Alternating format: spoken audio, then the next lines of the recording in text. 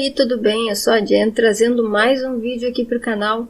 Você está no canal Mundo Vibrante e vamos juntos para mais uma reflexão.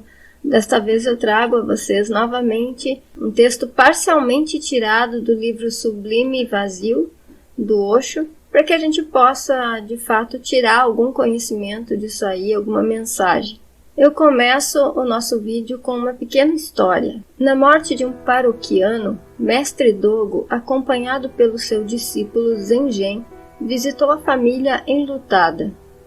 Sem parar para expressar uma palavra de simpatia, Zengen subiu no caixão, bateu nele e perguntou a Dogo: "Ele está realmente morto?" "Eu não vou dizer", disse Dogo.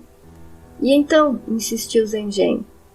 "Eu não vou dizer e ponto final", disse Dogo. No seu caminho de volta ao templo, o furioso Zengen voltou-se para Dogo e ameaçou: "Por Deus, se você não responder a minha pergunta, eu vou bater em você." "Tudo bem, pode bater", disse Dogo. Homem de palavra, Zengen deu uma boa pancada no mestre. Algum tempo depois, Dogo morreu, e Zengen ficou ainda mais ansioso para ter sua pergunta respondida. Então ele foi ao mestre Sekizo, e depois de relatar o que tinha acontecido, fez a mesma pergunta para ele. Sekizo, como se estivesse conspirando com o falecido Dogo, não quis responder. "Por Deus", gritou Zengen, "você também?" "Eu não vou dizer", disse Sekizo, e ponto final. Naquele mesmo instante, Zengen passou por um despertar. A vida pode ser conhecida, e a morte também. Mas nada pode ser dito sobre nenhuma delas, porque não haverá resposta verdadeira. Ambas podem ser vividas, pois são experiências. Logo, para conhecê-las é preciso passar por elas.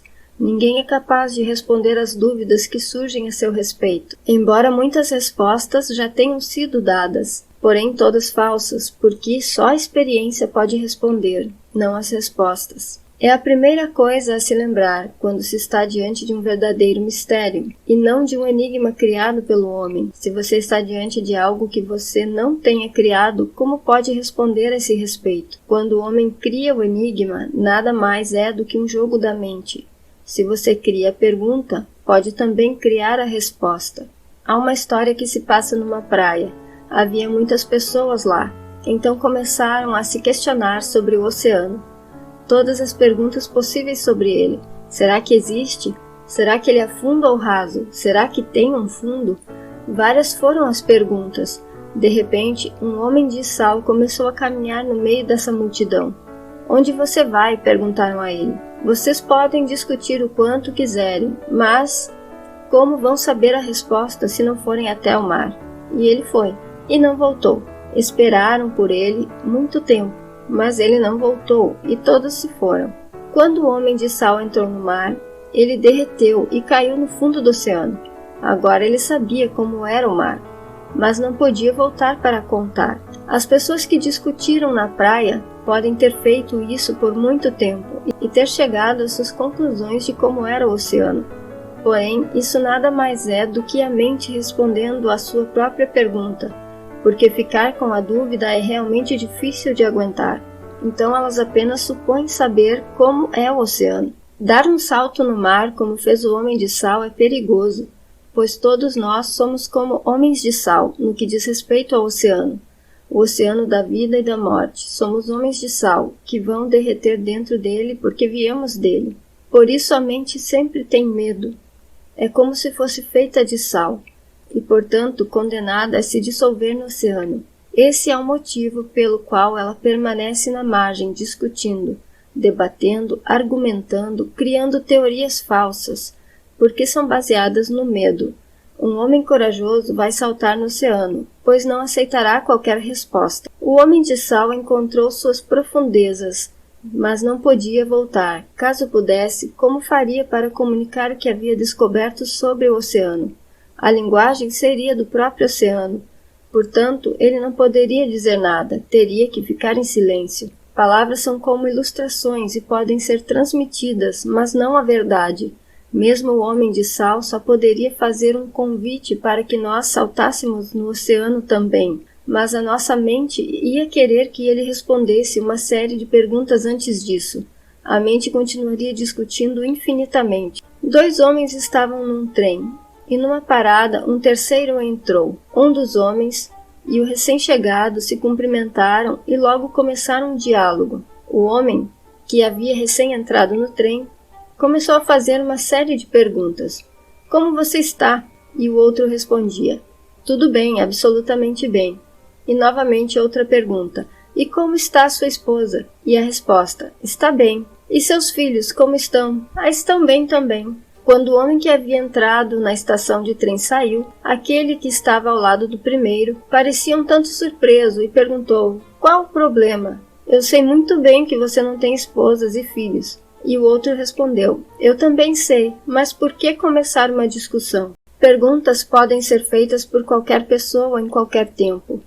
Contudo, nem todas são bem articuladas e a pessoa que a faz nem sempre está pronta para saber a resposta ou realmente busca a verdade. Muitas vezes o que fala é a curiosidade, como quando você, diante da morte, pergunta o que é a morte, mas no momento seguinte já esqueceu. Nenhum mestre perde tempo respondendo perguntas que não geram mudanças reais no ser, pois é nele que ele realmente tem interesse.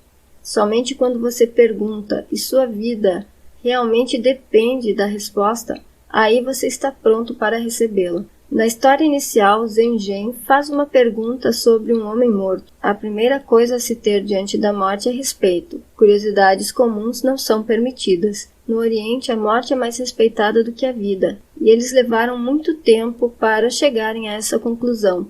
No Ocidente, acontece justamente o contrário, gerando angústia, loucura e preocupação. É claro, pois se você respeita mais a vida, terá medo da morte e verá ela como uma inimiga e permanecerá tenso durante toda a vida, porque sabe que ela chegará a qualquer momento. Podemos rejeitá-la, negá-la, mas ela está ao nosso lado a todo instante, como uma sombra. A pergunta de Zengen era bonita, mas no momento errado. Ela estava certa, mas no momento não. Quando uma criança nasce, uma energia se expande dela, cada vez mais durante a sua vida. Aos 35 anos, essa aura da criança está concluída, e é aí que começa a diminuir. Quando uma pessoa morre, sua aura volta ao umbigo. Nesse ponto, ela se torna uma energia concentrada. A vida é um fenômeno de energia. Depende de com quantas pessoas uma pessoa se envolve. Alguém como Buda está envolvido até mesmo com as árvores e os animais.